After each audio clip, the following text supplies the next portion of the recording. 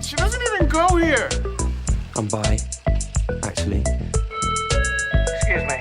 Could the ugly, untalented gays please report to the principal's office? Hi, I'm Kurt Homo, and I'll be auditioning for the role of kicker.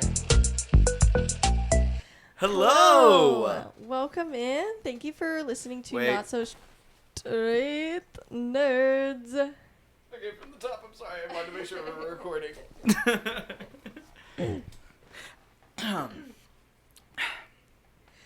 Hello! Welcome in. Thank you so much for listening to Not So Straight Nerds. I'm your host, Alicia. I am your host, Luke. Yeah, and today we're going to be kind of filming mostly like a July recap, August anticipation, even though we're like a few days into August. But we're also going to be talking on like Naked Gun and The Bad The Guys, Bad Guys 2. And also Together. I watched Together. yeah. So So- we're going to like highlight them a little bit more than usual. We just kind of felt like we didn't really want to make a separate video on it. Whatever. We'll see. Maybe we'll regret that, but I feel like it'll be good. I think life will go on. Yeah. But mostly we're going to be talking a lot about the month of July. It was a very big movie month for Blockbusters. the year. A lot of blockbusters. Yeah. Some interesting conversation spinning out of that. And then we're going to look at August and what we have coming up. And then that's going to spin off of what we've already seen from August. So Yeah. plenty to talk about. I think we'll go ahead and skip the vibe check and get right into the Yeah. ton of conversations we have to Oh, yeah. be done this episode. I do apologize if we talk come about. off maybe a little quick. Whatever. But we just want to try and get as much into Get this, everything in. Yeah. maybe as much out as possible. I feel Yeah. like there's a lot we want to talk about. Yeah, that's fair. So, do we just want to jump right into the movies that came out? Yeah, so from this month, we've already made separate videos on Jurassic World, Superman, I Know What You Did Last Summer, and Smurfs. So like a dual video. And then Fantastic Four. And then Together is weird because on Wikipedia it says that it releases July 30th. But like if we're going by weekends, it's like August. So we're going to count that into August. So yeah, we've done a video on pretty much every movie we've watched in July, but Yeah, we have an episode for a release every weekend of July. yeah, And go us for that. exactly. We're trying to, stay on top of it as much as we can. What would you say you felt about the month of July going into it? Going into it, I think I was it's very exciting. I mean, we have a lot of franchises coming in, a lot of Yeah. beloved franchises. There's a lot of fresh starts being put out here. So A lot of, actually, like, all of these. yeah, they're all Pretty trying much. to, like, it's all franchises. You know, kind of what Mm-hmm. to expect from, but it's like trying to put something new out there with it. So Yeah. I think it was all very exciting, and I think a lot of Yeah. people. There was like two camps. People were either wanting to pit all of these against each other, or there were the ones that were like, I'm Celebrating ready all to of them. enjoy a Yeah. great month of movies. Yeah, I agree. Yeah, and I think that's the best perspective to have is just like be happy that movies are doing well and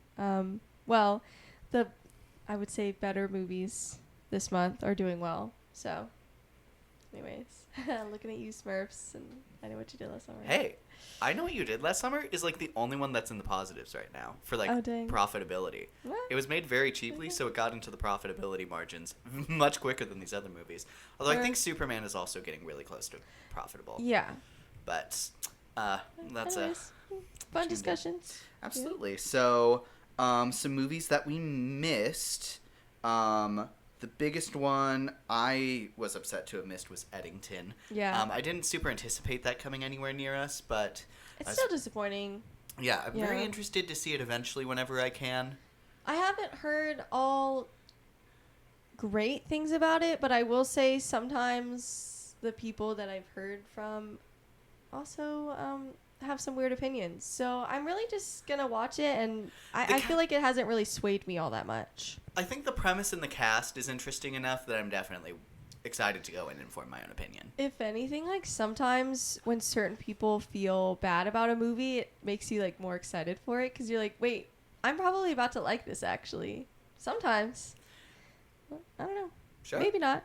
And then I know we missed Oh Hi, which I think has I forgot her name. She's from The Bear. She's Carmi's girlfriend that people don't like. Yes. I forgot her name though. Her character name like Claire or something. I think Claire Bear, yeah. Okay.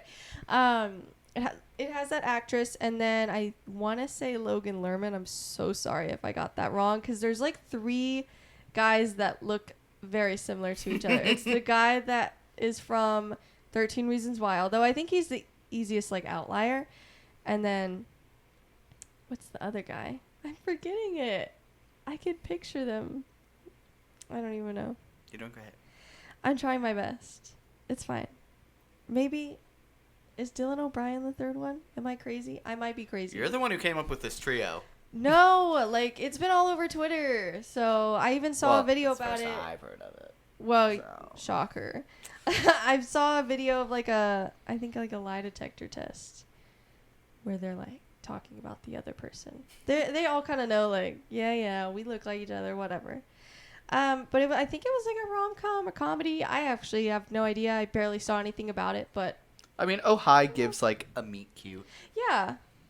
So, Hi. anyways, and then Happy Gilmore 2. You watched this one, right? Yeah, unfortunately. I haven't seen the original in like at least a decade. And I can't even Well- remember a ton of it. Let's just say, I don't know if you know this about me, but I have an uncle who's like not a famous golfer, but like Yes, you've told me about in him. the golfing world, they would know who he is, kind of thing, if you're in that circle. So, and I'm not a huge fan of golf, like playing golf or watching golf or whatever. I mean, mini golf's fun, whatever. That's not really the same We thing. golf. Yeah. We, W-I-I golf. Yes. It took me I was like, we? Yeah, the we golf. You would call golf? Like, what? Anyways, yeah, this movie says it's about golfing. It's really about this guy who wanted to be a pro at hockey and has a really, really strong swing, but not really much else. Like, not a lot of coordination on the ice, not really much skill anywhere else other than a powerful hit or whatever they call it. So, at some point, that leads him to golfing, and I think he's, like, trying to cheat people at a club for their money by pretending to be bad because he doesn't dress like the country club people or whatever and doesn't seem like he'd be good, but he has a really strong arm, so he can get the ball really, really far. And it's like that and a comedy, but then it just, the first one's, it's whatever. It gets kind of ridiculous, but it's supposed to be. And then the second one just kind of blows that up in the worst way. They're like, oh, now we're going to do maxi golf. Still don't really understand what that means. I feel like it essentially means you're just playing. It's kind of like triathlons or marathons, like where you're doing something normal, like running, biking, swimming, whatever. Golfing. But then like expanding it in wild, like potentially dangerous ways. Triathlons more so. But yeah, that's kind of from what I understand what maxi golf is in the second movie, where they're like, it's like also giant mini golf where they're like on moving platforms doing golf. It's ridiculous. Like none of these people would ever make these shots, but that's, I mean, it's pretty bad. It's pretty bad. And it's like cameo after cameo that doesn't make sense. It's giving Electric State. Why are these people here? Cameos can be fun if they serve a purpose, even if that purpose is fun, as long as it also makes sense. Because why are some of these people in the movie? I don't understand. Whatever. It's fine. A lot of people didn't like this movie. If you like the original, you might like the sequel. Just know it's pretty ridiculous, but maybe you're into it. I don't know. I fear It's that's certainly like the Adam Sandler vibe. Yeah, it's certainly like an Adam Sandler dad type movie. But like, I don't know. I laugh at some of his other movies. And then also he was in, not as the main character, but as the dad in this movie, the You're So Not Invited to My Bar Mitzvah. I'm always plugging that because I actually really liked that movie. I thought it was cute because I thought his daughter was great. So that's all I'm going to say. There you go. Well, I guess I could say like his daughters in the second movie. Fair. Not a lot, but it's fun, you know. Anyways. And then shows we see. watched this month. We're in the middle of The Summer I Turned Pretty season 3. That is a little painful. A lot painful. Even like diehard fans are agreeing with that right now, where they're like, the show sucks right now. But next week, or rather tomorrow, so probably by the time you're seeing this video, the next episode's going to be out, and it's supposed to be completely from Conrad's point of view, which in the book is when it takes a turn for the better, for sure. Oh, that's good. Because Conrad's like one of the only not insufferable characters. So, yeah. Sure. And even Belly, I feel like, is usually not insufferable, or at least as insufferable when she's just with him. So, let's hope that happens next episode. We'll see. It's Hope. also supposed to be one of the longer episodes. Jeannie Han described it as supersized. Now, whether that means 5 minutes longer or 30 minutes longer, I have no idea. But it's from Conrad's point of view, so at least it's not a long episode about Jeremiah. That So. is very true. There you go. Take So what you true. can get. And we Anyways. did watch Sandman season 2. We have a whole episode out on that as well that you can Yeah. watch. And we'll eventually do an episode on The Summer I Turned Pretty. I fear Once that's I over. fear once it's over. I fear I don't want Ooh. to keep coming back to it every No, make a even video 2 and be done with episodes. it. I mean, maybe it gets better, because Conrad is supposed to start taking a more of a front seat from here on out. Like, he's supposed to be in the series in the forefront from here on out. So, anyways, we'll see if they actually do that. I really hope they do. But anyways. I don't know. It's weird to me because episode 5 is tomorrow. And then apparently, according to like leaks or rumors, the wedding episode's going to be, I've heard episode 8, and then a couple people have said episode 9. There's 11 episodes.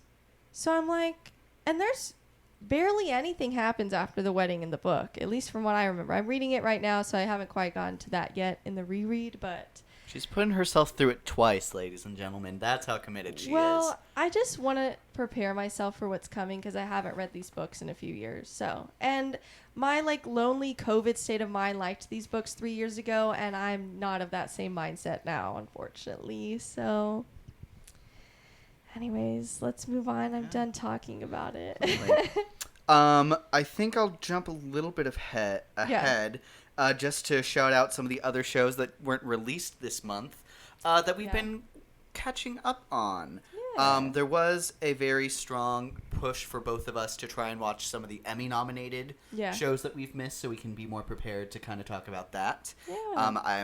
I imagine we'll probably make that episode sometime in this next month, which I'm very excited Probably. about. Yeah. But some of the shows we've been watching, we got through The Studio from Woo! Apple TV, and that was a Woo, woo, woo. great experience. So great. There was like, what, one episode that we didn't like? There was one episode, And it was, episode that like- is, Yeah, and it was Yeah. like the one that was not at a studio. yeah. Yeah? Take notes. That's a good point, actually. Anyways. We watched The Four Seasons, which I was very surprised by. It starts Surprisingly, very like- rough with that first episode, but then it gets moving really quickly. I like cried multiple times. Especially It- towards the end, it It gets gets very ya. emotional. Yeah. I've So- started catching up on Squid Game. I'm in the middle Yeah. of season 2, so I need to officially catch up. Yeah. Even though Squid Games was like kind of really shut out at the Emmys, which is Yeah. surprising. But I think that's just going to be season 2, so hopefully season Yeah. 3, maybe that'll get some kind of Yes. redemption. I haven't seen it yet, so I can't judge. Mhm. But we'll see. I know awards voters can be very what is it? They can be very swayed by an ending. Yeah, that's true. I don't know. I feel like people are pretty controversial on the ending. I still don't even really know how I feel about it. I can't decide if it's stupid or if it's perfect for the show. Sometimes, I don't know. Sometimes certain endings of shows work within the context and theming of the show. And I don't know. I need you to have an opinion so that I'm like, that's where my brain's at too. Not that we always agree on stuff, but I feel like I need it to center out. You can bounce off of how I feel about it. Yeah. I always- because if you dislike it, then that'll give me a perspective of, oh yeah, me too, or like, oh no, wait, I totally disagree with that. I actually do like the ending. No, Like, that's I don't so know. valid. I feel that way so many times when like I watch a movie and then I start looking at reviews about it and then Yeah. I'm like, I don't know how I felt about that movie. Yeah. And it's like, oh, this movie sucked, and I'm like, so I don't feel that way about it. So I'm gonna guess I'm leaning more this way. Yeah. Good to know. Sometimes that's what happens to me too. So we'll see. So that is very fun so far. I've really liked season 2. As far as I've gotten, we just got through the first game, Yeah. which it's classic red light, green light. Yeah. I will say I do hope that the early release date of season 3 in the Emmys time frame doesn't cause Could it be to be detrimental. forgotten. Yeah. We'll see. We'll see. But I'm a little worried for that. But anyways.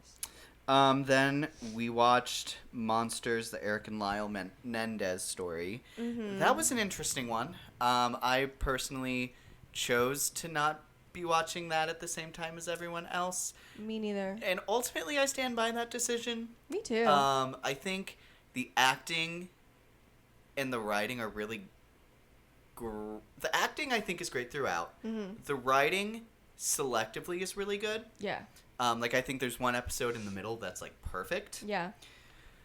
But the show overall feels so inauthentic to trying to tell this story from any perspective. Yeah. Because it gets too busy trying to tell it from every possible perspective. Yeah. That it becomes very, like... Well, and maybe that can work if it's a fictional story, but I feel like when it's real people who have really seriously, like, had stuff done to them, it's like, it feels disrespectful to whoever you even think the victim is. It's like, I don't even know if the show totally picks a side on that. Oh, it And I definitely think doesn't. that in itself is disrespectful, because it's like, then don't make the show, because these are real people with real lives.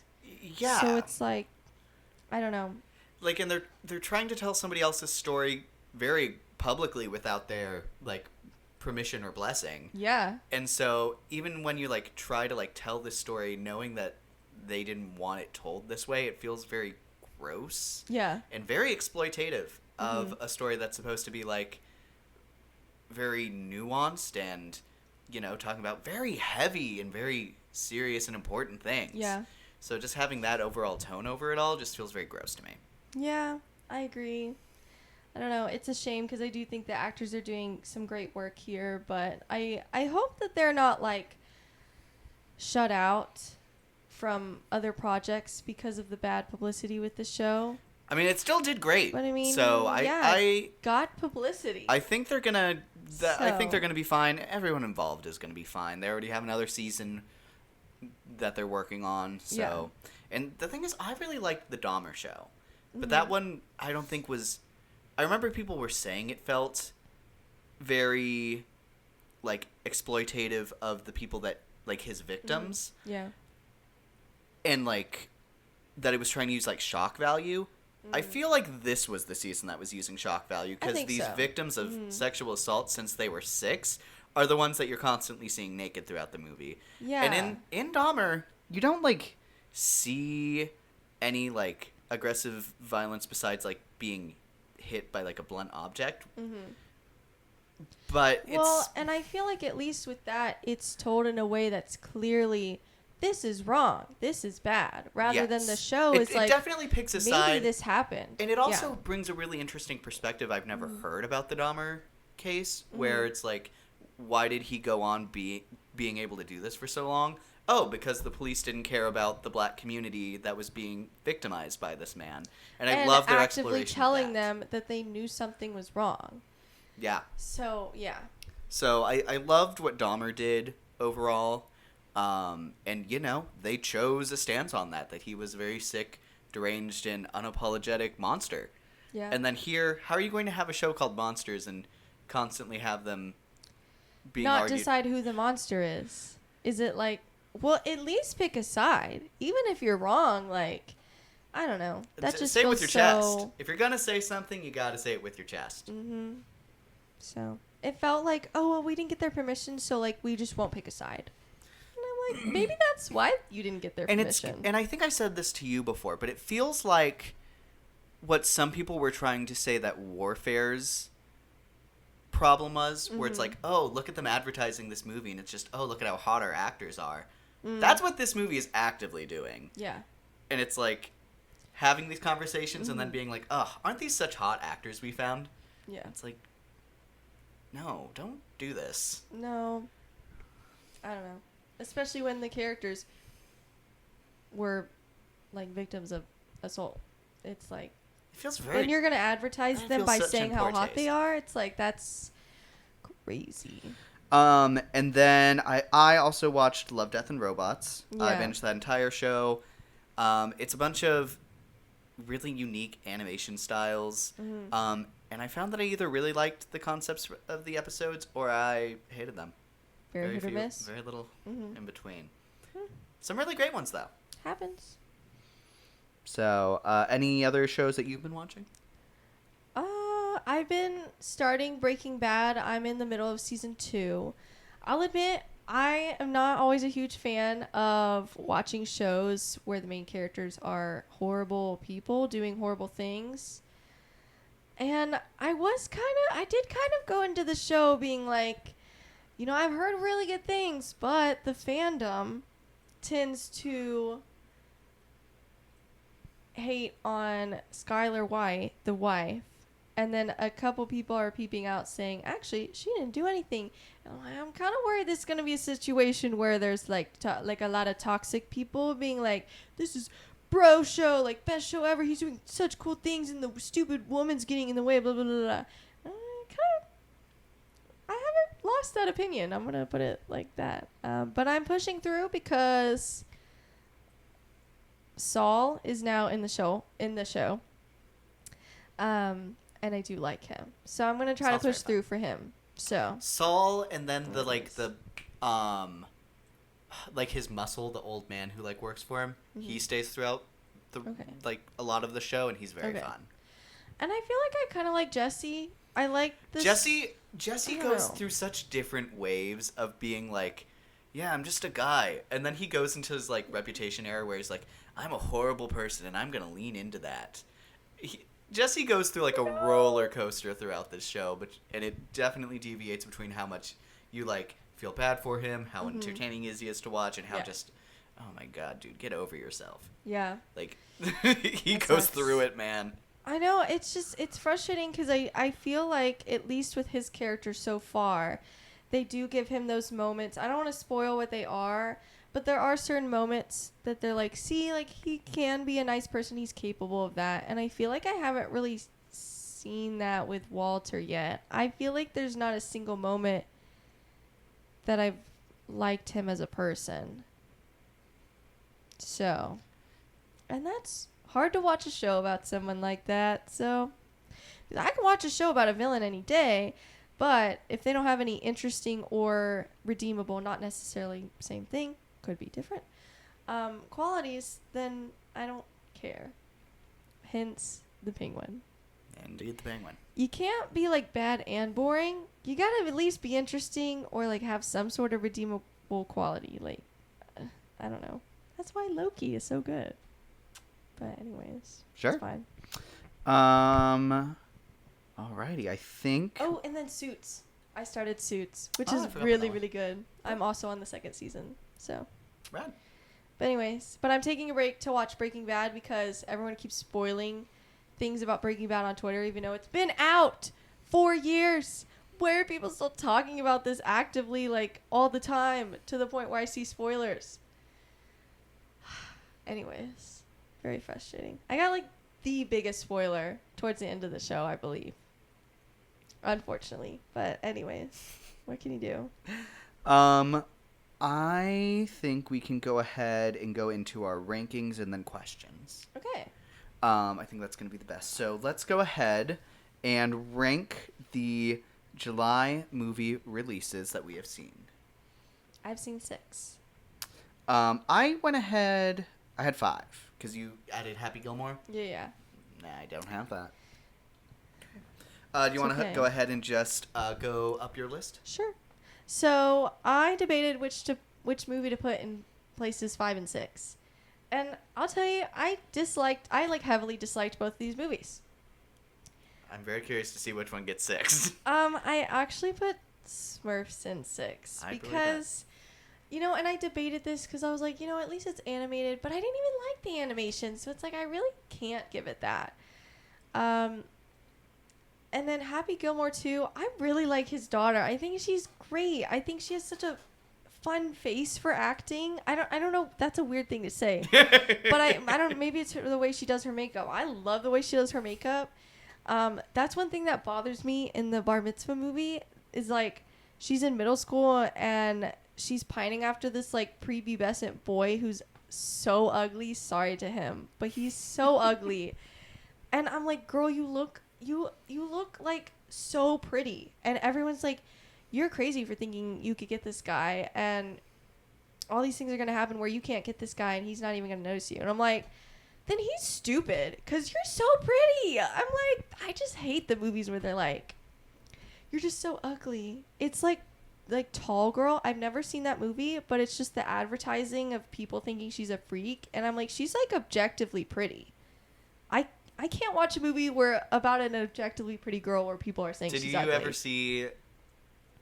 Like I mean, the you Duff, like the Duff movie, same thing. They're like, she's so weird and ugly and Have you- quirky. And I'm like, she's pretty and she's wearing overalls. Like, why is that suddenly? I mean, overalls, I guess, are whatever. Maybe it's because I live in Texas that I don't find that weird, but Did you hear of the Whatever. Netflix movie Uglies? Where you have Yes. these Hollywood actors being the ugly part of society. It's crazy. anyways, but I really find her fun. I find her energy so fun, and I don't know. I'd like to see her in more stuff. So that's like my one pro of the whole movie. And I like Adam Sandler, but I don't like him in this movie. So, anyways, and then my number 4 movie is I Know What You Did Last Summer. It was okay. There have been better reboots, but I liked. There have been some of worse. there have been worse, and I liked some of the cast. So most of the, I would even say I would most of the say- cast. I would say like the cast is one of the strongest parts of that movie. Yeah, I agree. Anyways, and then I put Jurassic World Rebirth because I also think, there have been better and there have been worse reboots, and I love the main 3 characters, or actors rather. So there you go. And then I put Fantastic Four, First Steps, and Superman because I did like Superman better, but I also really liked Fantastic Four. So there Yeah. you go. Yeah. My list is essentially the same, just minus Happy Gilmore 2. I had, starting at 5, Smurfs, I Know What You Did Last Summer, Jurassic World Rebirth, Fantastic Four, First Steps, and Superman. There you go. So, woo-woo! Woo.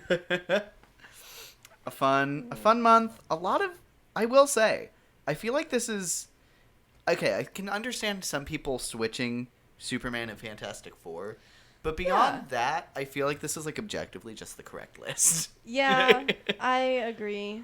Like, I'd be fascinated to hear someone explain how their list is any different from this order. Yeah, I would too. But whatever. But next up, we are going to rank the 5 non-releases that we have watched. Yeah. I think I'm officially going to start calling them non-releases, so that we Non-releases? just have a term to call them. Or like non-July releases Yeah, or but so whatever. many But that's also not necessarily true because Yeah, maybe because they when did they come out? So true. Yeah, non-releases is probably the best. Yeah. Do you want to go first this time? Sure, I'll go first.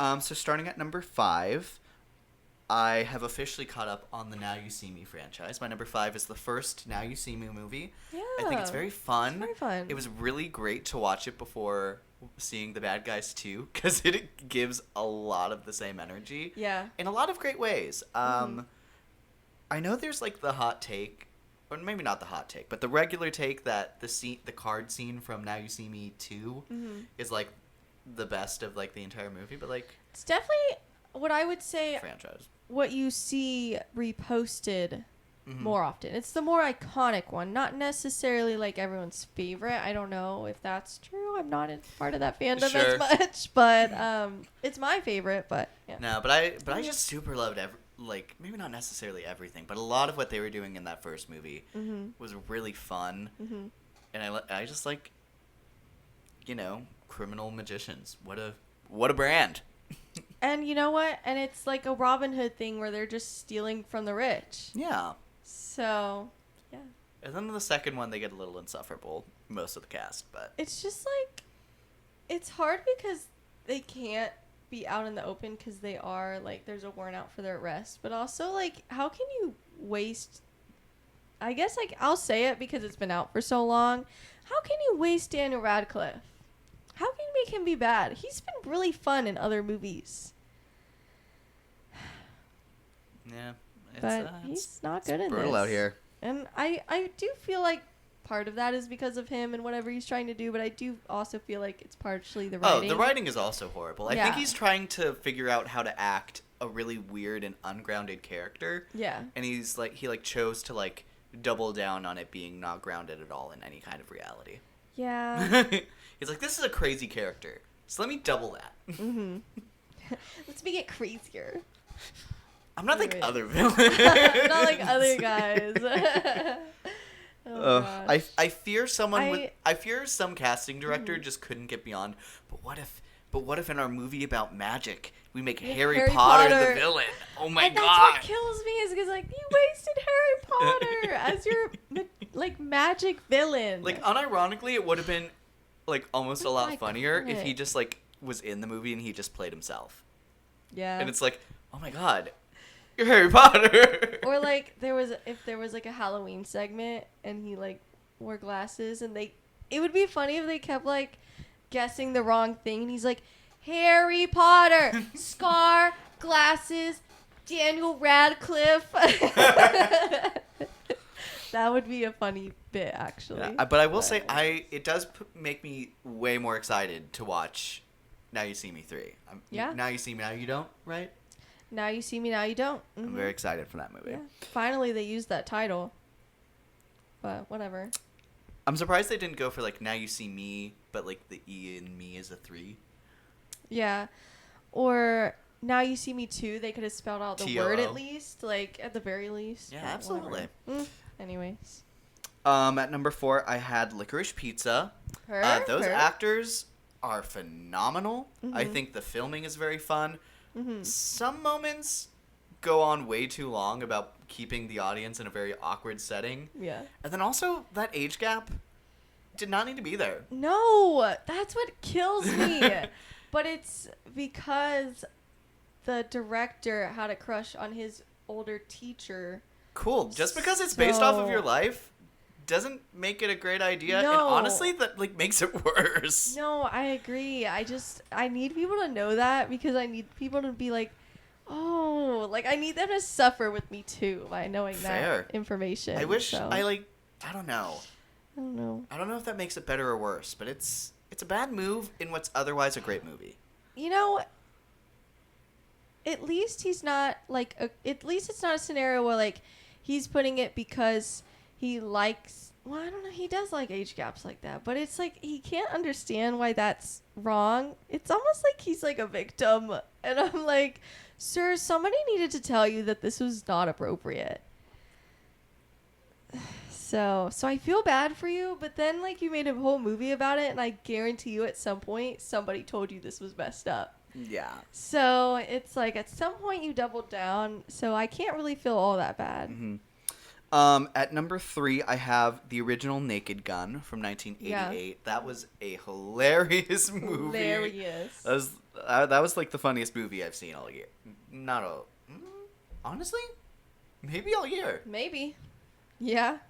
So, they just do such great comedy bits. The way they like keep referencing their own jokes was really fun, and they kept rebounding on jokes. And then their Yeah. physical gags were so great. The So protected good. sex thing is Mhm. nightmarish. We like had to rewind because Cole I think didn't see it, and we wanted him to see it. But then I think I want to say we watched it 3 times for some reason. I can't remember. We went back to why. watch it the first time we saw it because it was so funny. Yeah. And then we were like done with the movie, and we Yeah. were like, "You need to see this scene." Cole, we need you to like laugh with us. And we laughed just as hard all 3 times, so it was great. my gosh. Yeah, At number 2, I have Independence Day, good one. which yeah, was yeah. a very fun watch. Yeah. And surprisingly moving. I think this is the movie that officially put me on. What's his name? Daniel Pullman. Bill Pullman. Bill Pullman. Mm-hmm. Yeah, Lewis Pullman's dad, Century's dad. So, yeah, he was really great in that. Will Smith does great work in that, and it's very fun. It's very fun. Yeah. And at number 1, I have Silence of the Lambs. I've finally seen, and oh my gosh, that was phenomenal. And it was really fun to watch that after Longlegs, which I also really enjoy, because Longlegs is like so clearly, it's not a ripoff, but it's so clearly heavily inspired from that movie. Yeah. It's so fun. Yeah, I agree. Very fun. So my list, I put number 5, Ronald Dahl's Matilda the musical. You hadn't seen that before? No. Oh, I love some of those numbers. That was sitting in my Netflix watch list from hell, like for the longest since it came out, and I just never got around to watching it, even though I love the main actress. It's the actress from Abigail. Yeah. Hopefully our future Dorothy. We'll see. Miss Honey, played by, I forget her name, but she's so talented. No, I know exactly who you're talking about because I also loved her. But then Emma Thompson, I think. Yes. Is Trunchbull. So great. And then whoever played, what is his name? I'm blanking. It's the kid who has to eat the cake. I couldn't. Oh gosh, I loved him. But it was really fun because my senior year of high school, my school put on Matilda the musical, and I got to help with costumes and hair and makeup. So I did Trunchbull's hair and makeup. Iconic. He was a very sweaty guy. Loved him though. He was great. He was so nice. He was like, "I'm sorry." Here's a tissue, and because I couldn't put foundation on him because he was so sweaty. It's okay. I'm a sweaty gal too sometimes, but it's fine. No. And then I did the sleeves for somebody. I think Matilda's parents in the flashback with the circus stuff. I did the sleeves for the circus guy. They were so fun. Right. Anyways, he was great too. Clara was Miss Honey. Oh. Very okay. fun. She was a great Miss Honey. She made me cry. So good. Anyways. Now, I will say from that musical, I love the song "When I Grow Up," and that's on my playlist. I think it's so moving and it's so cute. Oh my gosh, the kid cast they got in that, for like all of their song and dance is phenomenal. Yeah, no, I literally it's so good, and the revolting scene, which I love the song. Revolting. Yeah, guilty. but like the In one revolting viral times. clip that was on TikTok for a while for the one dance move. It was so good. I was like, I know it's coming, and then it's there. And it was just as good. Didn't lose the hype. So, yeah. Very good. Round. And then number 4 is The Color of Money. I've been watching through the Tom Cruise movies. I've taken a break for a while, so you may not see much updates in the August recap. We'll see. But I saw The Color of Money, which is basically this pool prodigy, Tom Cruise, is being mentored. I forgot his name. He's a very famous actor. I'm really sorry. I'm very sorry. Anyways, I'm gonna offend Gen X. I'm so sorry. But both of them were great. The mentor won an Oscar for that. I want to say Tom Cruise didn't even get nominated for that, which is crazy. I thought he was amazing in the film. I mean, he was a jerk, but he played a jerk really well. So, anyways, the Naked Gun movie, the first one, very, very funny, a classic, a staple. I'm gonna love to rewatch that someday. My top 2, I feel are wildly different movies, so I'm gonna put them on the same level. You'll understand. It's the Lego Batman movie. I had never seen that before in my life, and let me tell you, I've been missing out. I loved that movie. That actually, low-key, that would rival Naked Gun for funniest movies I've seen year. Actually, I mean, I laughed quite a lot. Sometimes I struggle with being on my phone while watching a movie by myself because I don't have that accountability of why are you on your phone? I love that accountability because I'm no, you're right. And then I enjoy the movie more. But Batman, like, nobody needed to tell me. I was locked in. It was so good. The obvious, like, romantic themes between him and the Joker, perfect. Something I didn't even know I needed. So, and just seeing all the villains, and there's just so much you can do with I love all animation. of the different, like, unique ways that they, like, animated the villains. Like, Yeah. the Lego Batman characters and minifigures have been around for, like, the better part of, like, 2.5 decades. Yeah. But, like, they went to, like, make every character in that movie look unique to, like, something that they've never looked like before. So cool, super fun. Very fun. And I've been quoting stuff from that movie forever, so it was time to actually watch the context. And then my number one is Rain Man, which if you've seen both of those movies, you understand why they're so wildly different. This one's about, I need to look up what this, it starts with a D. Dustin Hoffman, maybe? This guy who, I'm looking it up. Yes, Dustin Hoffman. I think he won an Oscar for this, which he should have, but also Tom Cruise should have been nominated again, and he wasn't. I don't think he was. Anyways, Tom Cruise is playing this guy who's had a fallout with his father, and he's struggling to have his business be afloat. He's kind of like a cheat or manipulator a little bit, but he's just trying to like make money and be rich. Manipulator. Okay, And sorry. his dad is rich, but then his dad dies and he doesn't get anything in the will, but he finds out, I think he gets like a car or something that they used to work on when they had a good relationship way back when.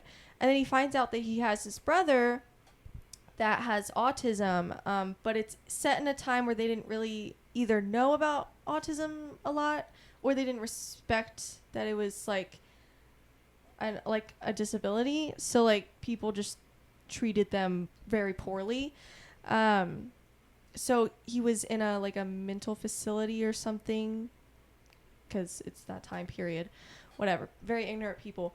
But that's the whole thing, is Tom Cruise find out that he has a brother there, and he's been given everything in the will. So he starts to like try to form a relationship with him so he can like adopt him, so he can get the money.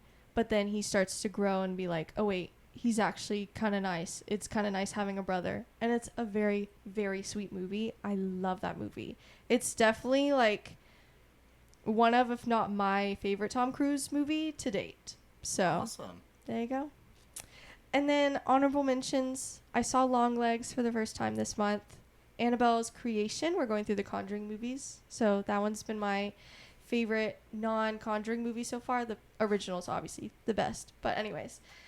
Risky Business, also a Tom Cruise movie, very, very iconic scene. And Instant Family, I thought was very fun. So there you go. Exciting. Yeah. Per. Well, alrighty. A lot of good movies this month. Yeah, I actually really like ranking this. I think I want to. Yeah. I think we should do that going forward. That's very fun. I'm down. But now it's time to get into our recap questions. Yeah. Which I'm very excited about. So, I will go ahead and start us off. Okay. And we've already talked about some of these. What was a movie that surprised you this month? Oh, okay. Surprised you the most? The most. And this is gonna reflect back on the main releases. Okay. I feel like I'm trying to decide between Superman and Fantastic Four, to be honest with you. I feel they both really did, but in different ways. Fantastic Four in the way that it was such a great follow-up to Thunderbolts. Like, they're just such great movies. But I feel like I have to give it to Superman, because not only did they just nail his character perfectly and the other characters, but it's just so fun. There's so much going on, but it doesn't, to me, feel too crowded. And then it's just so hopeful, and like, it got me. Like, the first time I viewed that, I cried in the theater. So I have to give it to that. It's one of those movies where you had where I had high expectations, but it exceeded them. Like that happened with Barbie, and I just like sometimes you just cry because you're just so happy that a movie did that. I love when movies do that. So I don't know, very very fun because it's like I had such high expectations and it's scary because you're like there's no way it can live up to it, and then not only does it do that, but it exceeds it. So very very fun experience. I have a very different answer. Mine is Okay. the summer. No, not the summer. The summer. I know what you did last summer. Sorry, both are about summer. I was about to say you're a liar. It's not even a movie. You've lied to me. I've actually been loving season 3. It's my favorite so far. I'm actually so Team Jeremiah. Oh my god, he's the best character ever. But gosh. no, because I knew I was going to enjoy Fantastic Four and Superman. That's fair. Superman, I will say, exceeded my expectations, Yeah. but they were already pretty high. Yeah. Specifically with I Know What You Did Last Summer, I was like expecting to like feel like I wasted an hour and a half of my time. Especially after Smurfs, we were like, It well, was really cruel after Smurfs. gonna be better than that, but but yeah, it was pretty good. So and I was surprised it was it was like a very watchable movie. It was fun. Yeah. You know, that's fair. Can I say my answer is Smurfs because I was so surprised by how bad it was? I was so surprised that someone let this be released. What's the movie that surprised you this month? Smurfs. Because what the? I'm surprised I didn't die afterwards. No, actually, it was so bad. Anyway, I'm just appalled. Anyways, Indeed. it's fine. Ugh. Okay, do I have to say something now? Yeah, that's your question. You bounce back and forth. Well, I feel like I never change the questions, but it's okay. Sometimes it's fun. Who is your favorite main character?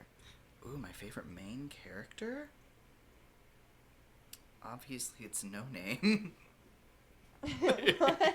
It's the No Name Smurf. Right. Oh God. What's I- his name? The guy that voices him. Uh, It's that guy who's in Bryan every Cohen. stupid musical ever, and he ruins it. He's James Corden. Oh God. I'm gonna say, I think I gotta go with the classic Superman here. Clark Kent, my boy. Okay, so since you said that, because that was gonna be my answer too, but I'm gonna try to be different, switch it up. Be different. be I'm gonna quirky. give a shout out to Sue Storm. I knew you were going to. Oh, Yeah. another great pick. I mean, I feel like Johnny Storm is a close second to me, but I gotta give it to Sue. So Sure. I love her. I loved her in that movie. So Great performances. yeah. I think I can also skip over what movie disappointed you. Smurfs and Happy Gilmore 2. I have best show. I think we can agree that it was The Sandman, just because we I haven't mean, been yeah. watching a lot of shows released this month. And then I Um, feel like the studio would still be my favorite out of the new Oh, ones for we've sure. seen. Four Studio Seasons is a Studio. close second, though. Well, I don't know about close second, but it's a good second. Yeah, So there you go. I would agree. But a follow-up question to that. Mm-hmm. What is the best episode of a show Ooh. that you've watched this month? Oh. I don't remember distinct episodes, guys. I really don't. I have two that really stand out to me. You go first. The two I have in my head are in Monsters, the Pain Man episode. Yeah, That is Hangman.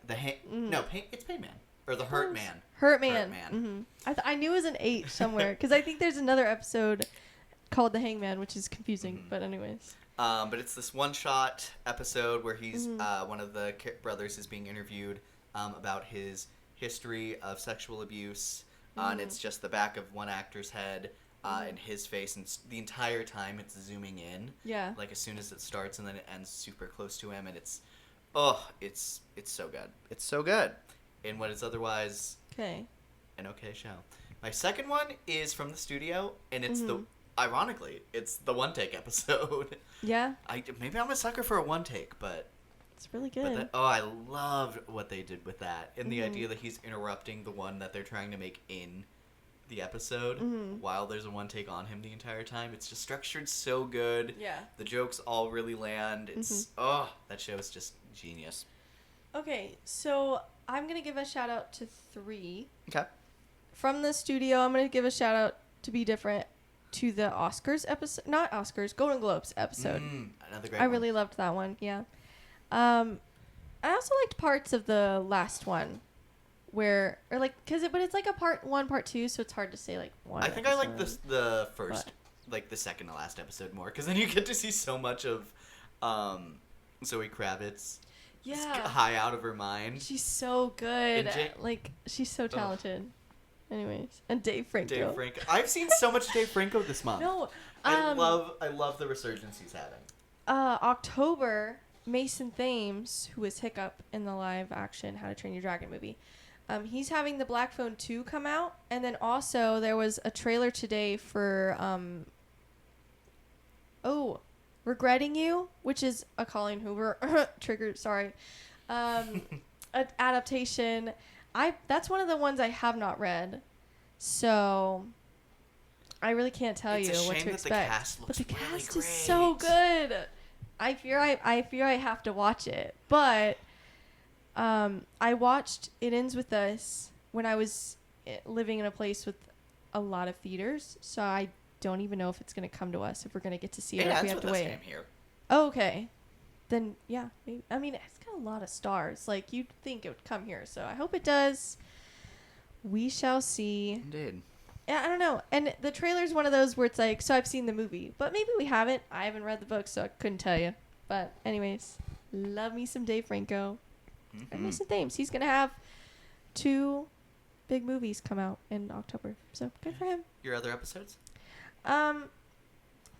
There's something in The Sandman. Oh, I would say if I had to pick an episode from The Sandman, I'd pick like the funeral. Yeah. Anyways, I agree. That's what I was going to say. And then the 4 Seasons, the one that Coleman Domingo directed.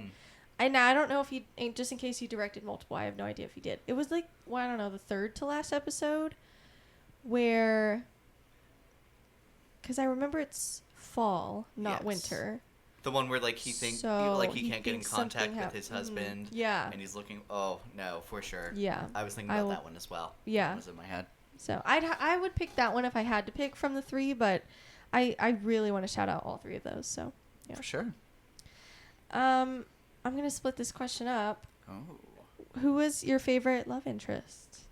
Now Love there could be interest. multiple. Like Superman, definitely Lois. Rihanna from Smurfs. Oh God. Rihanna is Smurfette. I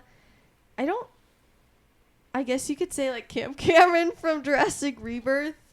I would say like Scarlett and ScarJo and them had at least a flirtation. Anyways, and then I guess Reed and or Sue. Love and am I talking about like the love interest or the like relationship? You'd have to pick. I would say you have to pick one. Okay, so if I had to pick a love interest, I'm gonna be. No, I'm not gonna pick him. I'm gonna go Sue. Yeah. I guess I'll say Lois, then. Well, if I had to She's a pick bit different. relationship, I'd go Clois, all the way. Okay. I feel like I would actually still go Reed and Sue. Fascinating. I don't know. I really liked what they explored in their dynamic, but I mean, I also liked what they did with Lois and Superman. So there you go. I don't know. I think it's like the most romantic Superman has been since the original movie, yeah, for sure. but it's And not he's- in a creepy way. Yeah, he's anymore. not a creep in this one. He's not actively talking about how he's looking at her underwear. Well, she asked, "What's the color of my underwear?" I think he looks anyways. Before, I want to say he looks before she says that, but maybe he doesn't. I don't know. It's still creepy. It's still weird. At least this Lois is actually a good reporter. Mm-hmm. So, But anyways, best romance. We talked about the movies that we missed. Who do you think was the best actor this month? in terms of shows or TV shows, you could do one of each. Yeah, one show, one movie. Gosh. Okay. Not to be repetitive, I feel like I would still pick Vanessa Kirby. But Joseph Quinn is also a really good answer. Julie, what's her name? Julie Garner? Julia Gardner. Julia Garner would be a good pick. Like, I She mean, does it is- great work as Yeah. Silver Surfer. Shows. Ooh. Some interesting options with shows. I'm gonna shout out, maybe not necessarily my favorite, but I'm gonna shout out my Zoe Kravitz because I just think she's great in the studio. I loved her in the studio, but also Coleman Domingo and the actor who plays his husband. I don't know his Yes, name, they but both did great. they're both great. So, yeah. I would say if I had to pick from the movies, I'd probably go. I think I will go with Joseph Quinn from Fantastic Four. Good pick. And then in shows, I will say I think I would go with Coleman Domingo. Mm-hmm. But I'm gonna go for actor-wise. I love the actor for Eric from the Yeah, Monster Story. I knew you were gonna pick that. I he- feel like when you realized you were gonna pick that, I realized you were gonna pick that. It was like Get a out of my sync of like yes. But Anyways. yeah, he does such amazing work. I just wish they had a better showrunner. Yeah. Mm-hmm. Nice. Your turn, sorry. Who's your favorite? I guess since we have a lot of side characters, I'll do side character. Best side character. That could be like you could repeat. You could say Lois again. Like For me, Lois isn't a whatever. side character. For me, she's like right up there as a main character. I know, but like there's Mr. Terrific, Hawk Girl, Guy Garner, and then Fantastic Four. You could do some there. There's some great ones. I'm gonna say. Trying to decide. Julie Gardner's up there for me as Silver Surfer. I'm gonna say I don't know how much of a hot take this is. I think Mr. Terrific is an obvious one. Yeah, I'm yeah. also gonna say the engineer. She made a really big impression on me She was good. as a character that like I'm like so unfamiliar with. Like Yeah. I actually would really like to see her again. Yeah.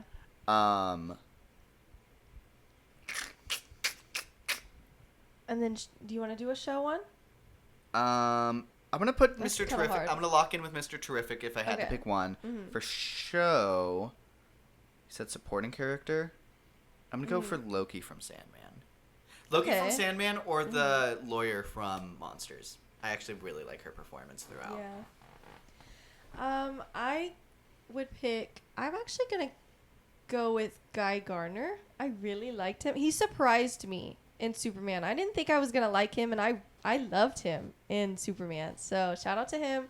Also shout out to Herbie. Oh, Herbie's a I great love one. Herbie. Oh. I'm like Loki. I would pick him too. Shows. I feel like Death or Delirium. I'll say Delirium Ooh, since Delirium's she a good wasn't pick. in the first season. I'll just be a little different there, but obviously, like, if you've seen our video, you know Death is my favorite. But anyways, Especially after watching Smurfs. what? But anyways, It's fine. It's fine. We'll talk about it later. transition. What movie do you think has the best cinematography in July? Ooh, I fear this. for sure, Fantastic Four. It like, if nothing else, for that one sequence, the space sequence. For sure. But the whole movie was I think it's very cinematic. yeah. And then I don't know, shows. I feel like it's different. I guess the studio. I really liked the color grading in the studio. So there you go. Also, Sandman. Sandman always looks great. So there you go. Who's your favorite villain? Favorite We have villain? Lex Luthor. I guess the engineer as Lex, well. Engineer, Ultraman. We have Shalabal. Shadowball. We have Galactus. We have The dinosaur. Or The the T-Rex. science guy. we have what the heck with Gargamel and Rosamel. Rosamel. Assistant Joel. The hooded killer from The Hook Killer. Forgot his name. the weird killer that doesn't have a Fisherman. name. I think he's just called the Fisherman. So I want to weird. say that's stupid, but I'm gonna say. Okay, I think Lex's acting is like generational. Mhm. But I'm gonna lock in Galactus, just because it has been like a long-standing dream for me to like see Galactus be fully realized in live action, so and fair. it just works so well. And I'm gonna say the Silver Surfer. So okay. yeah, I'm tempted to say Lex as well, or the Engineer. I mean, really good options here. Some great villains this go around. Yeah. And then once again, for as far as like shows, Sandman has some great villains. Yeah. I love Loki and Puck. I think them together is great. Mm-hmm. Unfortunately, this is also. I fear, unfortunately, actually, Sandman also has The like the worst worst villain? villains I've seen, like maybe all year. Yeah. For shows, I'm gonna shout out the studio heads that ruin art. AI. Yeah. So. The Kool-Aid movie. Oh my gosh, that's crazy. Unironically, I fear I would watch that if it was animated. Sure. But, anyways. Okay. Hey, what do you think the scariest movie this month was? Smurfs. Smurfs. Yeah, absolutely. Ooh, what movie do you think had the best action from this month? Ooh. I would say Superman. I think Superman as well, and I think that's a pretty locked-in answer. Yeah. In general. Because, I mean, Fantastic Four has action, and I think the VFX on that look really cool. But Superman is a very physical action person. Like, he flies. Like, he's actively doing things, punching people, twisting things, whatever. So I do think that's just more interesting to watch in the long run. I'm not trying to throw shade. I love both. They're very different, but I do fear I love Superman, so Yeah. there you go. Right on. Yeah. And the what is it called? Pocket Universe scene? So good. So good. Anyways. Absolutely. Yeah. Mr. Terrific scene. All the things. That was such a great scene. Ugh. I can't believe people don't like that needle drop. I love that needle drop. It's such a great one. They're 'Cause on a beach, people. and I like that it's like just on the radio, so it's like music that's just already Natural. playing in the scene, Yeah. and then like whenever there's like a sound jump up, it's just all blocked up because she's literally in a bubble, and so it would typically sound different, and then as soon as the bubble goes down, it goes back to normal. I think it's done Yeah. so creatively. Yeah. Anyways, I'm gonna say we already did like biggest surprise, biggest letdown. What would you say the most underrated movie / show in May is? Most underrated. Because this is always a difficult answer because sometimes, like at least this month, that would be really hard because they either suck and they're treated like they suck, or they're good and they're treated like they're good. I fear in July. This is unfortunately the month where like everything is getting like the perfect amount of attention. I would say if I had to pick, I would pick the Fantastic Four just because I do think there are a certain group of people, those people that have been hating on each movie for the past 5-6 years, even though they keep watching the movies. Let go, you're still holding on. I love you, Adam Driver as Kylo Ren. I love you, you're so quotable. Anyways. So I guess if I had to pick, I would pick that one. Or I Know What You Did Last Summer. Because I do think it, I don't know, deserves a little more discussion. It's So. my thing. It's crossed its budget, so it's True. it's People making are profit showing going up, forward. So, yeah. Shows, I would say the Four Seasons. Because I feel like not enough people are talking about that show. I think that's so valid. I think it's a great answer.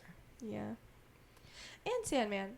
I may just not be on the right side of social media. I don't know. But I Oh, haven't seen no one. anybody. There's no one talking about Sandman right now. That sucks. That being said, hey, watch our episode on Sandman season 2 And watch Sandman. on Netflix right So now. there you go. Yeah. What movie do you think had the best costumes? Ooh. I have my answer locked. Fantastic Four. Yeah. Yeah. The sweater fits, iconic. The spacesuits, Yeah. iconic. Fantastic, even. I mean, Superman had a great outfit, but I do think the Justice Gang's outfit is giving very much. We're waiting to do their comic accurate suits. Except Mr. Terrific. Except that's just for what he Mr. looks Terrific, like. yeah. And his jacket's so cool. Yeah. And they're kind of designing it like the others as if he's designed their suits as well. So maybe they'll get their accurate ones, but also one of the cameos late in the movie, almost at the end, their suit is really cool too. Yes, that's You know also what I very fair. Yeah. Yep. Yeah. Okay. There we go. But also Lois's outfits eat. I love her little purple sweater. It makes her eyes look purple. I love it. Maybe they are purple, because I think they are purple in some iterations. If they are, they're a very subtle purple that's brought out with the purple sweater. I think that's smart, because if you'd have to be careful that it doesn't look goofy in live action. But anyways, is it my turn? It is your turn. What's the most overrated movie Also- Overrated. and show? Oh. Overrated. I'm gonna say Smurfs because that movie already grossed way too much. I'm gonna say Happy Gilmore 2, just because too many people are still talking about it, even though they're generally saying bad things. It's like Let still, it die. Yeah, just Take it off let your it friend. die, let it die, let it let it die. It's not gonna have its second death Anyways. until you stop talking about it. So true. Show wise, I'm gonna give it to. I don't know. I want to give it to Monsters. Monsters. Mhm. Yeah, I'm also getting that. Just because I do think it's controversial to a lot of people, but I mean, at the end of the day, they're still watching it. It's still popular, so it's like. And I mean, end we of the day, watched I it, mean, but it it's did like- bring up the conversation about freeing them. Mhm. So ultimately, hopefully, we get to have our system take another close look at them and figure out if they deserve a second chance. I hope that they're given Yeah. a fair shot. I mean, they're eligible for parole now. Yeah. They're like re-sentenced for 50 more years, but they're eligible for parole now. So that's the big thing. So, yeah. Fair. It's your turn. I think. I'm running out because some of my questions now are just really obvious. Okay. Like, what's a movie you wouldn't recommend? Yeah. Um, And yeah, I think my last question was favorite streaming movie, but I don't think I don't think I even watched one. I watched one, and I don't And it want to was- give that to Happy Gilmore 2, so we're Just gonna skip rewatch that. K-pop Demon Hunter. No, I did. I got my mom to watch that, so there you go. Iconic. Okay, I think that's all the questions we had. We want to talk about August? I would love to get into August. So we have some, I would say, not as high level as July was, but definitely some winners. This last week we Yeah. had The Bad Guys 2, The Naked Gun, and Together come out. That was it was a very interesting weekend seeing all of them for me. This next weekend we have Freakier Friday and Weapons. And then Nobody 2 is also releasing in theaters, but just later on. I guess Freakier Friday and Weapons are releasing on this Wednesday. Yes. And then Nobody 2, and then Night Always Comes, which is a Netflix movie apparently starring Vanessa Kirby. Yeah, I know next to nothing about that, but I just saw her on the poster, so I was like, write that down. Love you, Queen. This is your moment. Also coming out is So- The Map That Leads to You. I'm not familiar about that. Yes. That one has, I want to say Madeline Klein. Am I crazy? And KJ Apa. Yeah. Interesting. Apa. Appa. Appa! Anyways, Yep. so this, and I want to say it's based off a book. Yes. It's a romantic drama What? Anyways. in Europe on vacation after graduation. Heather Mulgrew meets a handsome stranger. Yeah, it's Archie from Riverdale. It's straight to Prime, so. What? This didn't get a physical. This didn't get a theater release. What? Um. I'm still gonna watch it because streaming movies are easy to watch, so gotta hand it to them. We then also have Eden, which that sounds familiar, but it's not clicking in. Vanessa Kirby's also in this. I think it's her month. Jude Law. We've got some Okay.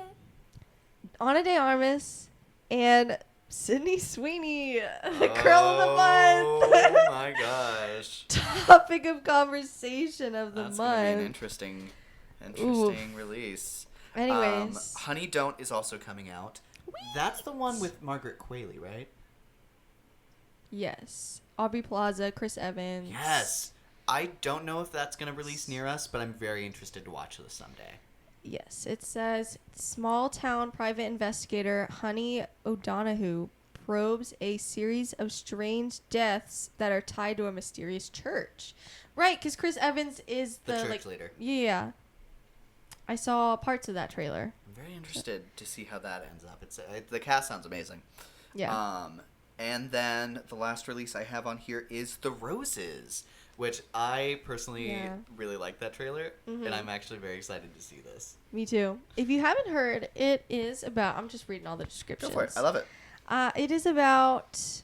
Well, let me just read what it says. Life seems easy for picture-perfect couple Theo and Ivy. Apparently, that's a tongue twister for me. Anyways, successful careers, a loving marriage, great kids. However, a tinderbox of fierce competition and hidden resentments soon emerge when Theo's career nosedives and Ivy's own ambitions take off. And it has Olivia Colman, Benedict Cumberbatch, Andy Samberg, Kate McKinnon. It's very exciting. Good It looks cast. very funny, and I'm interested to see the commentary there. Yeah. And then some shows that we have released. We have already watched the Eyes of Wakanda show. Mm-hmm. We might talk about that in a second.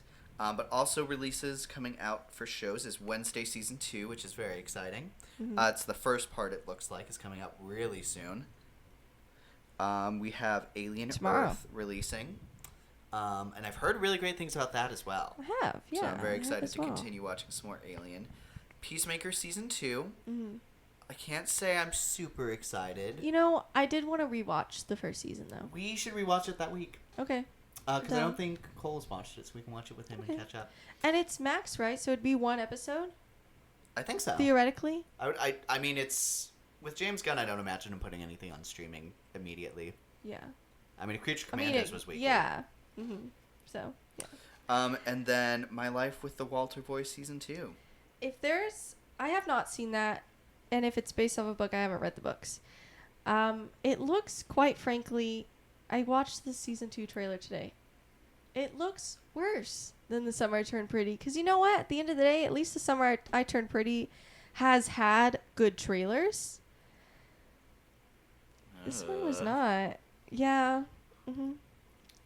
But it's very, from what I can observe, it's very similar concepts. There's a love triangle between two boys that she knows very well, kind of thing. So, there's one like darker, broody guy, and then like a more lighthearted one. So, I don't know.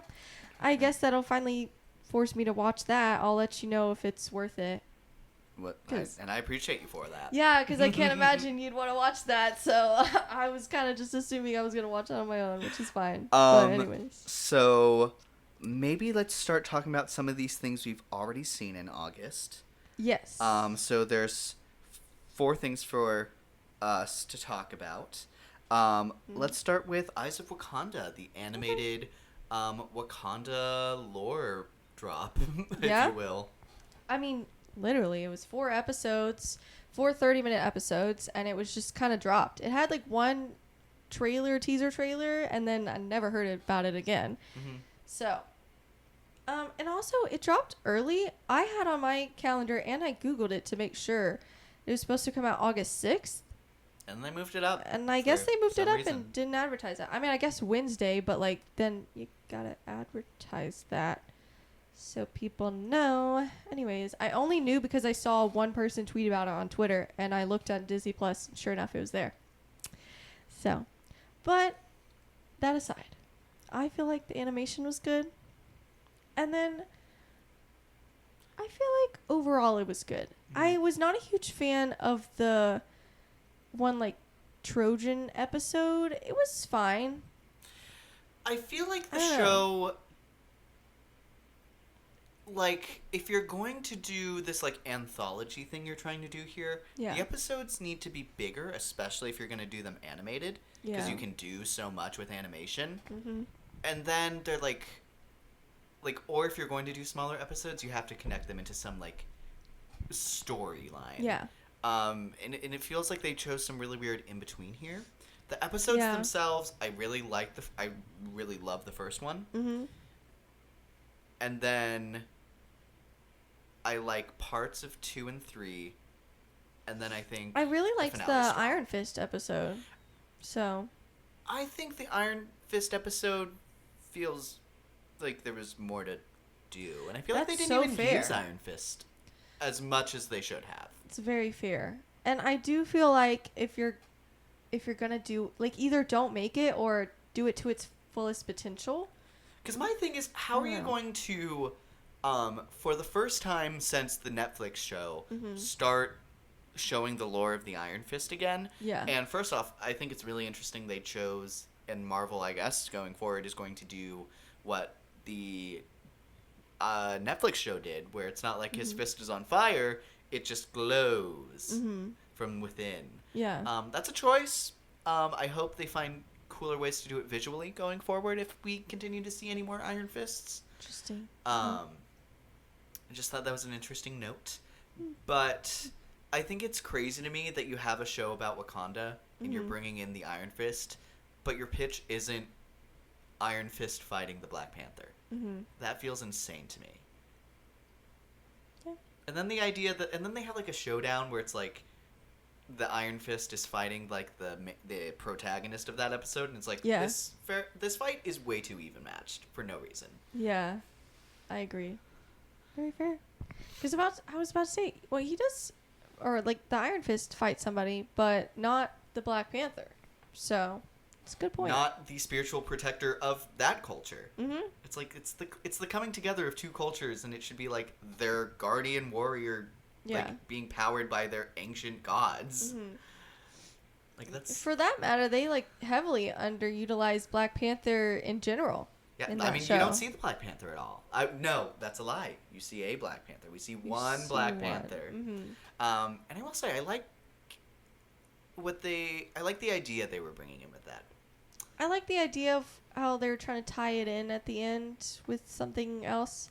Yeah. Um, The retcon was very fun, and Yeah. that worked for me. I just wish the show was more involved in how we got there. yeah. Like, there's the whole fair. thing is you're like seeing Wakandans going and trying to like recapture like vibranium artifacts that managed to escape Wakanda, Yeah. and like it feels like it should be building to something, but then they just don't stop it from building into anything. Okay.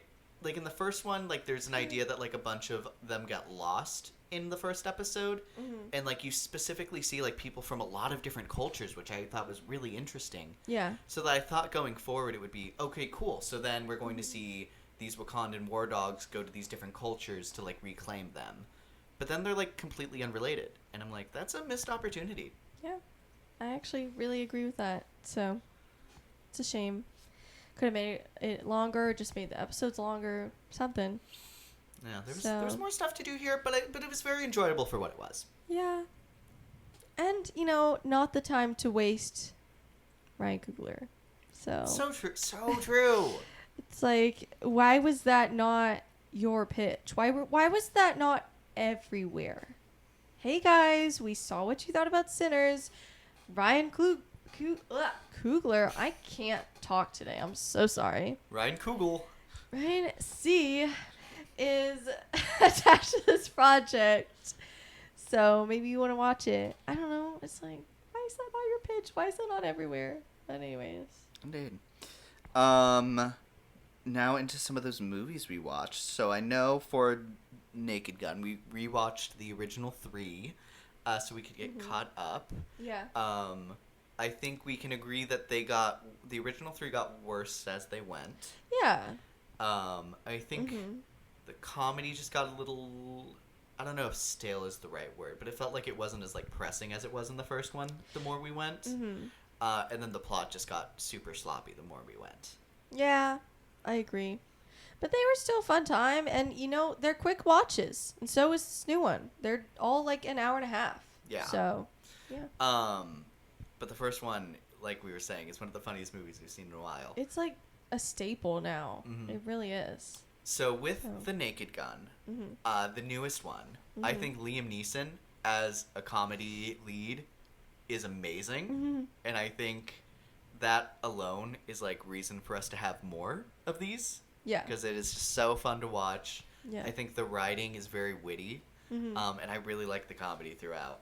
It was a very fun time. I would say my take is I think it's comparable to the first one. Okay. I would still say the first one's funnier. But this one is like a solid like beat right underneath it. You know, I liked it, but I will say I feel like I came out of that wishing I had laughed more. So I personally would not put it on par with the original. I had it on par with the second one, which is still good. It's still solid. I would still love to see more. I hope they keep making them. And just, I hope they keep making comedy movies in general. I do love that a lot of the advertising is like, comedy, like, this is a comedy movie, support comedy. And I think that's a great message to send, and it's so true. So, you know, at the end of the day, I can't hate on it too much. So, and I don't want to. So, I also think this one really stands out to me with the relationship. I think Pamela Anderson what a is perfect pick. she does so great, but I love that she also is like a comedic match to Neeson here. And I think the love interest in the other movies aren't nearly as like involved in the humor. Yeah. And I love that she's like in on her own bits here, and I love like seeing that energy like collide with like Liam Neeson's character. Yeah, very fair. Very, very fun. I love her. I love seeing her and stuff. She has such a beautiful voice and like unique voice, tone of voice. So. It's really funny to see her in this after seeing her in The Last Showgirl. Yeah. Yeah, I don't know. I would love to see more of these. There were certain bits that were very hilarious. I think my own, like, the only, like, main con I had was I wish they used more practical effects or, like, jokes or whatever with props or whatnot. What did I put? More practical effects / prop humor needed. There you go. I don't know, because that's one of my favorite parts. Like, the scene, yeah. The scene in the original, like, it's hilarious. So, I don't know. And then some of them, like, the only time I really found the coffee bit funny was when he was handed, like, the gigantic one. And then when he was handed the one from, like, in the middle of the highway. And that one was spoiled with the teaser trailer, so I don't know. Some of the bits I'm like, you know, this is a bit. It's not as enjoyable as some of the other bits from the original, but that's okay. And sometimes I do feel like the story maybe took itself a little too seriously for what these movies are supposed to be. So it's like, no, they're supposed to be ridiculous. Like, let's make it ridiculous. And I didn't like the testosterone, like, heater thing. Whatever that was supposed to be, I just thought that was weird. I did not at any point think it was funny. That's fair. Sorry. Next we also saw The Bad Guys 2. Yeah. I was very surprised with how much I liked the original Bad Guys. It's Do you still think really good? Yes. Do you think this movie is better than the original? How do you think it compares? Maybe that's better. That's hard because I just feel like they're pretty on par with each other. I do feel like I liked the original more, but I don't know. I would definitely not blame people if they liked this one better. And I just think they're just in completely different places. Like the first one, they are the bad guys, and then it's them, thinking being good does feel good, but like I've only ever been bad because people are only ever allowing me to be bad and like viewing me as bad. And then this movie, they're very much, okay, we're good now, but like no one's letting them be accepted that way. And so they're just having completely different arcs, but they both work really, really well within the movie. And I also really like in the second movie how they have this commentary on, I forgot what it's called, but a lot of people complain about prisons and jail and all the things because there's not. It starts with an R. Rehabilitation? Is that the word I'm looking for? The There's idea not that enough like rehabilitation. you're sending people to like prison, and are you doing that to punish them or to prevent them from doing this in the future? Yeah. And like the idea that those are two completely different things.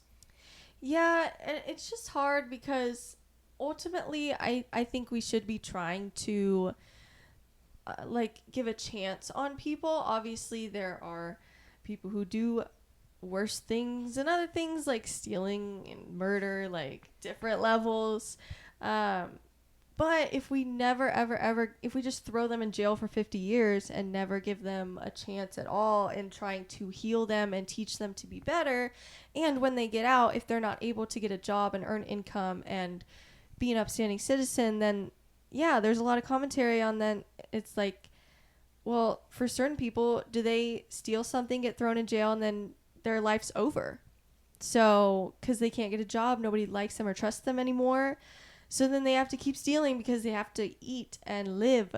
And it's, and I think there's a lot of commentary about that here. So, but also your actions have consequences. So, I mean, you have created that distrust where like the bad guys have. Obviously, there's a lot of nuance with people and their actions. But with the bad guys, they've robbed people. They've done objectively bad things and hurt people. And they have to now deal with the consequences of that, while also trying to build that trust. And I just think that's all around very interesting. So I really and I love to liked see that this messaging in like in a kid's kid movie. digestible format. Yeah. Mm-hmm. I think they It's a good way to translate word that it. to family friendly very well. Yeah. I mean, because that's what a lot of the, especially earlier Disney movies do. Some of the new movies still do that. I will say but I think DreamWorks has like almost always nailed that. Yeah, totally agree. So a lot of good commentary there. But anyways. I will say this one stands out to me a little more than the original, just because there are some sequences that like just completely shine for me. Like there's a scene where they're in like a wrestling pit. Yep. I absolutely loved that scene. I was like, oh yeah, like the music, the needle drops, and I'm like, oh, I'm so in this right now. Yeah. That I liked was really the great. opening The scene. opening scene is really great. Yeah. There's a scene that's So good. very Now You See Me, and I love like that entire sequence. And then in the third act, they have some visuals with like the plot that's going on that looks like almost like Elio-ish, which is very visually appealing.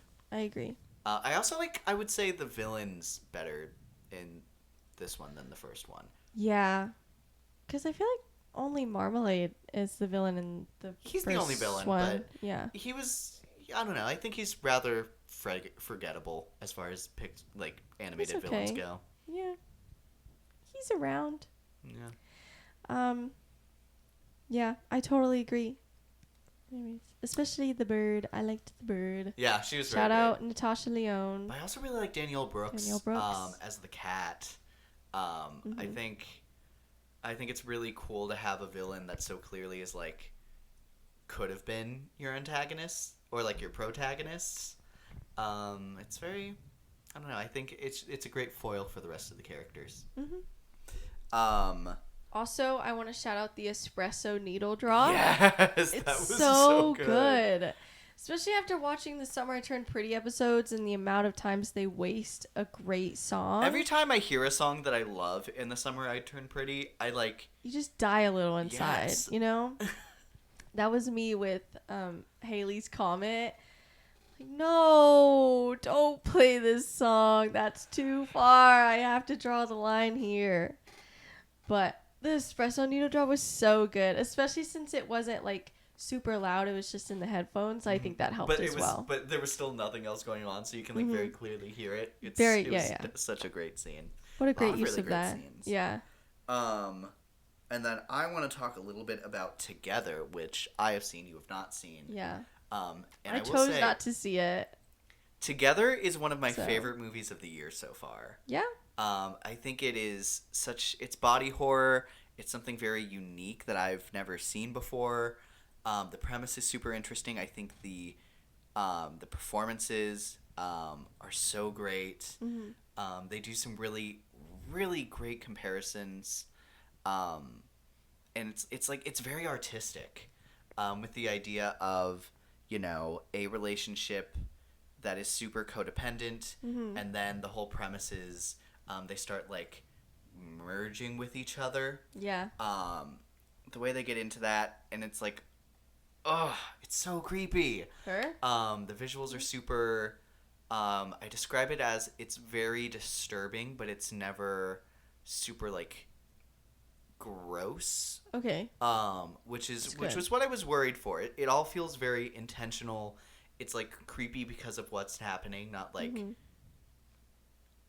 got you, or hey, isn't this like a disgusting The thing worst. to watch? Yeah. There are some elements that clearly border on that, but it's I don't know, it feels so great. You see this like relationship dying and then they're put into the situation. There's a really great line about the idea that it's like a dead animal in the wall with this like codependent relationship. Yeah. It like the decay happens so slowly that you don't even realize that you're living with something that's dead. And they play with that so well. And then there's twists throughout the movie that just work so well. Yeah. They build some really interesting lore. And then ultimately I was very surprised with the ending. It considering the topic that they went for, they made a really bold choice there that I didn't guess they were going to go for. And it surprisingly really works for me. I probably would have felt a little uneasy if like someone had told me that before I saw the actual movie. But like seeing it, like it's very moving for me. And and then like the grading is super cool. I think the visuals are so fun, and there are some parts that are like legitimately very scary. There's a lot of like dream sequences. Yeah. Especially early on is one of like the actually like creepiest parts for me. And it's I think it's all just done very well. I think everyone involved with that movie should be very proud with the product that they made. Her? Oh, And more Dave Franco.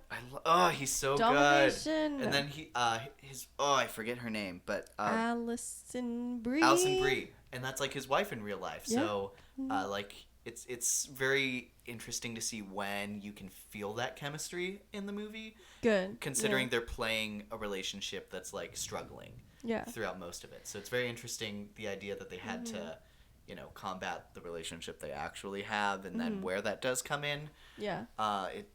It's just so fascinating. I love it a lot. Yeah. Also good considering I saw this stupid tweet about this person. They were like advertising their movie because they were like kissing in front of a billboard of Together or whatever, and they posted it.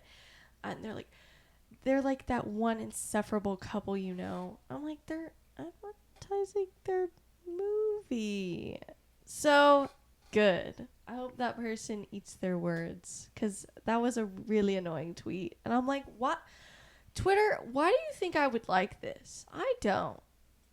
I'm petty sometimes, and I'm like, not interested. Get this off my algorithm. I'm a hater, but I'm a hater about like things that should be hated on. That's just dumb. I don't like unnecessary hate. That's just annoying.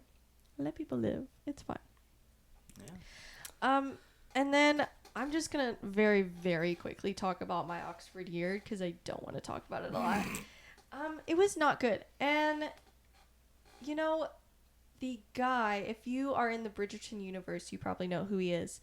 But if you don't, or if you're not in the Bridgerton universe, he plays King George in the prequel show to Bridgerton, Queen Charlotte, about when they're young and first get married. In the show, he's wildly different, and I don't want to spoil it because I know Luke hasn't seen it, and I do think it's fun. I still think you should watch in release date order, where they release the first 2 seasons and then prequel. I think that's the perfect way to watch it, even if it spoils like some inevitability there. But he's so great in that show, and he's great in this movie. He's trying his best, and honestly, I think he does really well with what he's given. And I don't think the writing in this is necessarily bad. Although if you're a fan of the book, I have not read it, but I've heard the ending is different. Like, wildly different. I don't really want to spoil it, but let's just say it's not as happy of an ending as the book, from my understanding. Going sadder. That's a crazy choice. Well, it's very like Fault in Our Stars in terms of themes. We'll put it that way. And while Fault in Our Stars was a true ending of the book, this was not. There you go. In, I guess, different ways. So it's not like word for word comparable, but anyways, I'm trying to be vague, but still like warn people if they're big fans of the book. But Sophia Carson, and I'm so sorry, girl. You're a god-awful actress. I'm really sorry, but you need to stop getting these Netflix movies. Now, I've seen, unfortunately, Purple Hearts. Don't recommend. I did see The Life List, which I actually kind of liked. I also like the love interest in that one. He's very fun, very cute. He's in another movie that's very similar to The Map That Leads to Us, but it's different, I think. I don't think maybe it's based off the same, but I don't even know. Don't remember. It's been a while since I've seen that. I think it had like Lily Reinhart in it or something like that. I don't even know. She's not good in this at all. I think she's really bad, and she definitely brings the movie down, unfortunately. So, I don't recommend. Just overall, don't recommend. If you've read the book or not, don't recommend. So, don't waste your time. Go watch The Fault in Our Stars. Ooh, wow. Basically. Yeah. Anyways. Heard. Well, alrighty. Talking about movies we're still looking forward to in August. This next weekend we have Weapons coming out, which is I'm so excited about. Me too. I actually think this movie is going to be more like have me way more squeamish than I think Together it will be. Yeah. And honestly, like, we're together. I was like, I just can't. I'm forcing myself to watch Weapons because it's just one of those, like, I can't miss that. I can't allow myself to miss that. Together, I'm mentally okay missing that. This one, I'm not. I'm going to force myself. And if I have nightmares from this, then maybe I deserve it because Weapons is worth it. So, although we have to wait and travel for this movie, so we get to go to a nicer theater, which I was honestly kind of thinking about for Weapons anyways. Yeah, but we are gonna have to stay on social media. Oh, and we have to invite our friend to go with us. I actually forgot about that. Okay. Sure. We also this weekend we have Freakier Friday and Nobody 2. I think unless it's updated, actually I think Freakier Friday is coming this weekend. Yes, maybe Freakier that's Friday why and they Nobody kicked 2 out. are coming here. Maybe that's weird because Nobody 2 is not supposed to come out till next weekend. I don't know what's happening with movie releases, but they're confusing me. It's very odd. Ugh. But so we get to watch those. I haven't watched. Have you seen the first Nobody? No, I but own it, so we can watch it. And I Okay. do want to watch it before the second one. Okay. So I think that's not hard to watch to do. Freakier Friday, we'll see. I do really like the original Freaky Friday. Do you want to rewatch that one? I think seeing both of the originals would be fun before we watch the 2 sequels. Double feature. Right, and before a double feature, making it like a quadruple feature. Potentially disastrous, but hopefully not. We'll see. Because the guy from The Acolyte, the villain, he's going to be the love interest in Freakier Friday. And honestly, that's the thing I'm looking forward to. I can't really say I'm looking forward to anything else. Although I always love seeing Lindsay Lohan, so. Fair. Jamie Lee Curtis is annoying, and I don't like her. That's your take. I Well, like, she's Enjoy- a bad person in real life, kind of don't know. thing. I love her performances a lot. Her performances are good, but it's sometimes, like, certain things. She's just, like, a rude person and also a bad person. So it's just, like, become annoying to see her face. Which is a shame, because that was not something because I didn't always know stuff about her. So at one point, it was fun to watch her. Nice. I'm also very excited to eventually watch Honey Don't, but like I said, I don't think that's going to come to us. And then The Probably. Roses, I have no idea when I'll be able to see that as well, but I don't know. it's definitely some strong ones. I mean, if nothing else is coming out those weeks, maybe. Possibly. Hard We'll possibly. see. But also with this next weekend, that is going to be the last of our movies and our draft. Yeah. So, real quick, one of the last things I wanted to do was to look over what our summer movie draft picks looked like. Which, of course, we'll still have to wait till the end of everyone's theatrical runs. But Although I fear we'll be able to tell pretty quickly where the final scores are. So yeah. I think we'll at least be able to call it. Yeah. Not too long after this next weekend. So currently, for those who don't know, we picked movies throughout the summer movie season that we kind of drafted to our team. We had 1, 2, 3, 4, 5, 6, 7, 8 each. And each movie got points depending on how it performed box office wise, how it performed on the cinema score, the IMDb score, and then the critic and audience scores on Rotten Tomatoes. So, if a movie got perfect scores on cinema score, IMDb, audience, and critic score, and if it made $1 billion, that is 100 points that a movie could possibly get. If it got over $1 billion, then you can get some bonus points there. Yeah. Not that there was a lot of room for that to happen this year. No. But I'll start with me. So I have 2 movies left to go. The two movies who have not released yet are Weapons and Freak Your Friday. The movies that I have picked that have come out, I had How to Train Your Dragon, which has 79 points, which is the highest so far of all of them. I had Fantastic Four First Steps, which is at 72. I had The Bad Guys 2, which is now at 68. That's pretty. It's like high mid-level right now. Yeah. Among some scores for this year. Dangerous Animals, which was a risky pick on my part, it's at 56. It's not the lowest, but it's not high. Lower than that, we had Megan 2, which was 53. That's crazy. Yeah, Because that one. Dangerous Animals didn't even get a cinema score. No, Megan 2 was a bad pick for me, Oh, that and I had sucks. such high expectations for that one. No, and I'm honestly surprised to hear that. Yeah, That's unfortunate. I don't know if Megan 2 even. I think it might have gotten like 1 point from the box office. Oh man, that stinks. And then I had Life of Chuck, which had 48. And that one is my lowest. Yeah, because so that one also didn't get a cinema score. And, yeah. So that is a total of 376 points for me. Perfect. And I have 2 movies left to go. So for you, all of your movies are out, and we're just tracking how the box office increases your scores. Yeah. Your picks, you had Jurassic World Rebirth, which had 63 points. You had Superman, which is at 76 points, another very high one. Your highest was F1, which is currently at 78.